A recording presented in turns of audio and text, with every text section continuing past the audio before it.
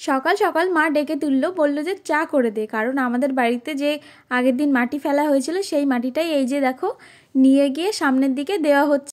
আর আমাদের রান্নাঘর করার সময় একটা জায়গা থেকে মাটি খোঁড়া হয়েছিল, তো সেখানে গর্ত হয়ে আছে, এই মাটিগুলো নিয়ে সেই গর্তটাকেই বন্ধ করা হবে, কারণ আমাদের যে কাঁচা রান্নাঘরটা আছে সেটা কিন্তু সরানো হবে, সরিয়ে ওই গর্তটা বন্ধ করে গর্তটার ওপরে রান্নাঘরটা বসানো হবে, সেই জন্যই গর্তটা মাটি দিয়ে ভরাট করা হচ্ছে।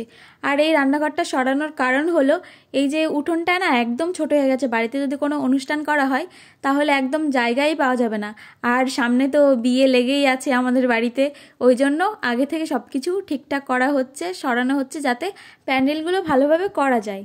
এই যে যাদের কাজ করতে দেখছো এনাদের বাড়ি কিন্তু আমাদের পাড়াতেই, একজন দাদা হয়, একজন মামা হয়, আর একজন তাওই মশাই।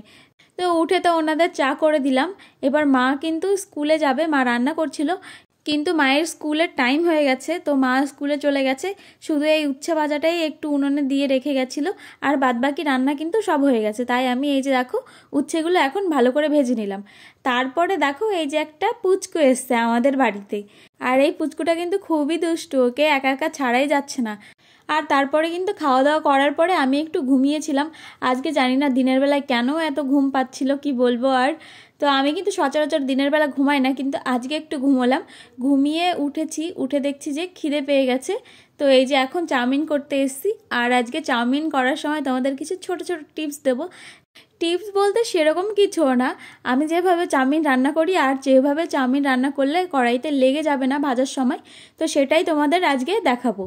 প্রথমত আমি যেভাবে রান্না করি সেটা হচ্ছে, আমি যে পাত্রটায় চাউমিন ভাজবো সেই পাত্রটায় চাউমিন কিন্তু সিদ্ধ করি না, আমি আলাদা কিছুতে একটা সিদ্ধ করি। তো আজকে গামলায় সিদ্ধ করছি, আর সিদ্ধ করার সময় কিন্তু হালকা একটু হলুদ দিয়ে দিয়েছি, কিন্তু নুন দিইনি।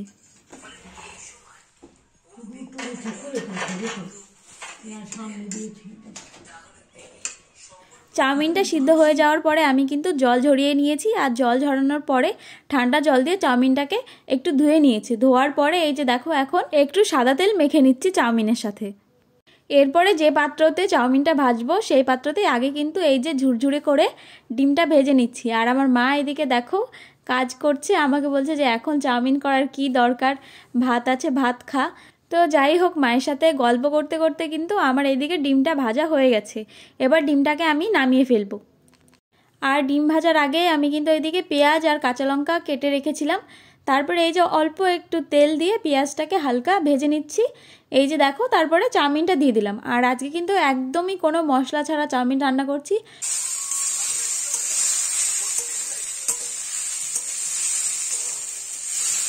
আর হ্যাঁ, তোমরা তো দেখতেই পাচ্ছ যে কড়াইতে কিন্তু চাউমিন একেবারেই লেগে যাচ্ছে না, একদমই লাগছে না। আর এই চাউমিনটা বানাতে কিন্তু আমি খুব বেশি তেল ইউজও করিনি। তো দেখো এই যে মাঝে মাঝে চাউমিনটাকে এইভাবে ছাড়িয়ে নেবে, না হলে কিন্তু সব চাউমিনগুলো ভালোভাবে ভাজা হবে না। চাউমিনটা কিন্তু ভাজা হয়ে গেছে, এই যে এর মধ্যে এবার ডিম দিয়ে দিলাম, এবার কিন্তু নামিয়ে নেব।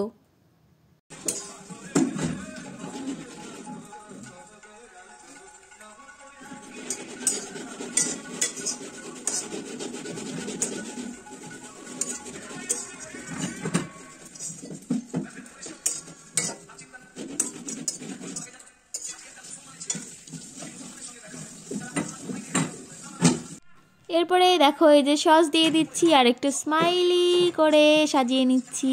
কেমন লাগছে বলো সাজানোটা? এরপরে আমি এর মধ্যে দিয়ে দিচ্ছি চানাচুর। আমাদের ঘরে আজকে শসা নেই, ওই জন্য এর মধ্যে শসা দিতে পারলাম না। তো চলো খেয়ে দেখি কেমন হয়েছে, তারপরে তোমাদের জানাচ্ছি। তো খেয়ে তো নিলাম, কিন্তু সত্যি বলতে কি বলো তো, খুব যে ভালো হয়েছে সেটাও না, আবার যে খুব খারাপ হয়েছে সেটাও না। মশলা ছাড়া চাউমিন আর কেমনই লাগবে বলো, এমনই লাগে এখন যেরকম লাগছে খেতে। আর এই যে দেখো বিকালবেলায় কিন্তু একটা দিদি এসছিল, তো রেডি হয়ে চলে এসছি, রেডি তো হয়নি, জামাটা চেঞ্জ করলাম আর লিপস্টিক পরেছে, আর দিদি এসছে। এই যে দেখো আমরা এখন যাচ্ছি সর্ষে খেতে, ছবি তুলতে আর ভিডিও বানাতে। তোমরা অবশ্যই দেখতে পারবে ছবিগুলো ভিডিওগুলো, সেরা লাগছে।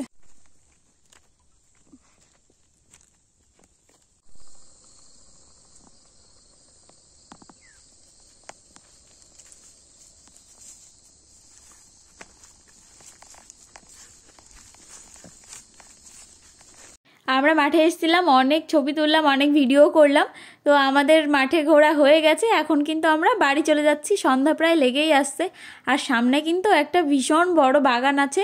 চলো তোমাদের দেখাই, ওখানে ঢুকলেই কিন্তু গা ছমছম করে, একদম বিশাল ভয়ঙ্কর জায়গা। গাইস, এখন আমরা ঢুকে পড়ছি জঙ্গলে, তোমরা দেখলে ভয় পাবে। এই দেখো কেমন জঙ্গল। Good night.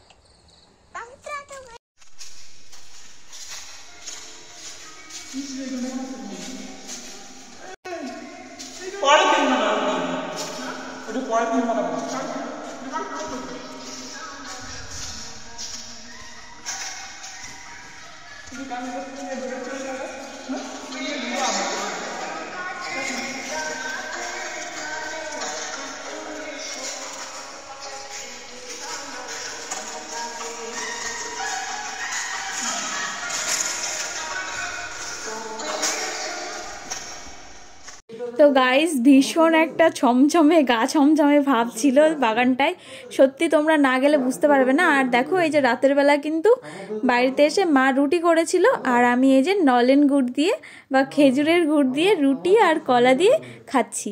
বেশিরভাগ রাতে কিন্তু আমি এই দুধ রুটি কলা বা দুধ ভাত খেয়েই ঘুমোই।